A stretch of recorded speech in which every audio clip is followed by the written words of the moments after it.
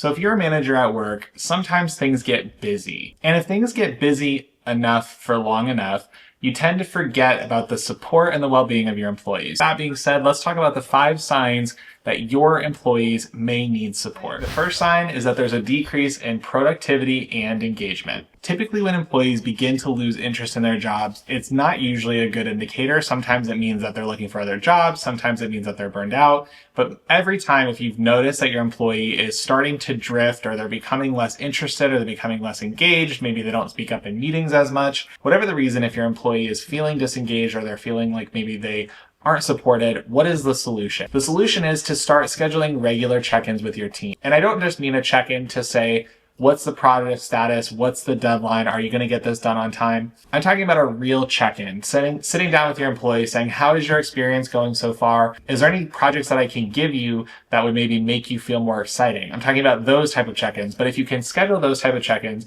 on a regular basis, let's say once a month or twice a month if your schedule allows for it, it will really make a big difference in making sure that your employee feels engaged and like they're feeling like they're connecting to the company and their contribution within it. The second sign is increased absenteeism or turnover. If you're saying that your employees are coming in sick a lot more, or not coming in because they are sick, or they're just taking a lot of days off in a row, it might be an indicator that they need support and that they're starting to feel a little bit burned out. The solution to this problem involves a little bit more digging from your standpoint. If you as a manager can figure out why exactly people are coming in later, or if they're feeling sick, or if they're leaving the company, if you can figure out what's causing that, you are able to address the root symptom. You can actually figure out, is it something that's wrong with your management style? Maybe the company doesn't have good enough perks. Maybe they feel like they weren't doing something meaningful. Maybe they felt like they weren't connected to the work, or maybe there was just too much work altogether. But whatever that looks like for you, you're able as a manager to make those changes so that the rest of your team or other parts of the organization are not affected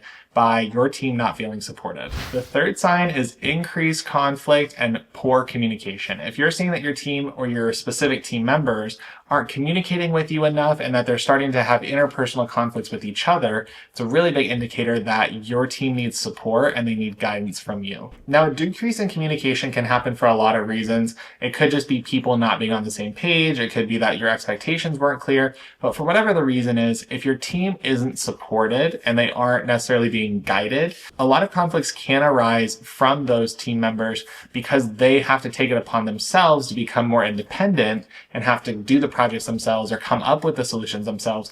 So if you're seeing that there's an increase in poor communication or a decrease in positive communication and an increase in conflicts, it means that there's a disconnect on your team and you are probably the reason. You have to be the bridge that connects bad communication to good communication, because the reason that the communication is not flowing is because you have been absent from the conversation. The fourth sign is emotional and physical exhaustion. Unfortunately, burnout is not altogether uncommon, especially in high stress jobs. So you can't necessarily account for burnout every step of the way. You can't prevent burnout every step of the way.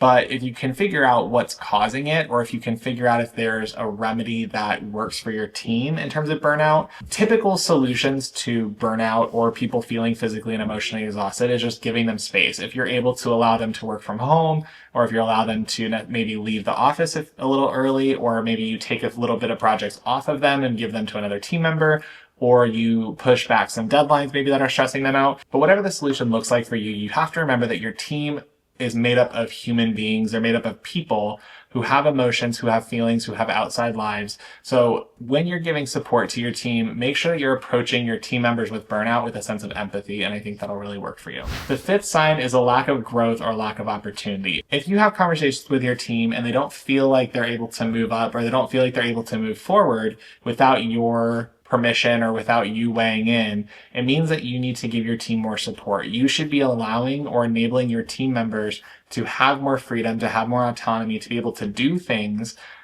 without you necessarily having to be there every step of the way. So if you're starting to see that your team is maybe hitting a ceiling, or that certain team members don't feel like they have the ability to execute on their own without you having to micromanage them, it's a sign that they need more support, but it doesn't mean that you need to micromanage them more. It means that you need to give them the tools that they need to be able to execute the job in the way that is going to be meeting your expectations. It could be something as clear as just outlining what a career path would look like for them, or talking to them about what growth opportunities exist within the company, or giving them access to maybe some trainings or some tools or resources or a trade show or whatever that looks like, but giving them access to something where they can learn and develop on their own and be able to grow into the position that you need them to be and grow into an employee that is happier to work at your organization. I promise, even if you give them a little bit of attention or you give them a little bit of insight into how you want them to move forward or how they can work with each other, it's going to help your team not only feel better in their work, but the work output, the productivity is actually going to get better as well. And if you're figuring out other ways to support your team members, you might want to check out this video that I made about Microsoft Copilot, possibly adding that to your tech stack. And with that, I'll see you on the next one.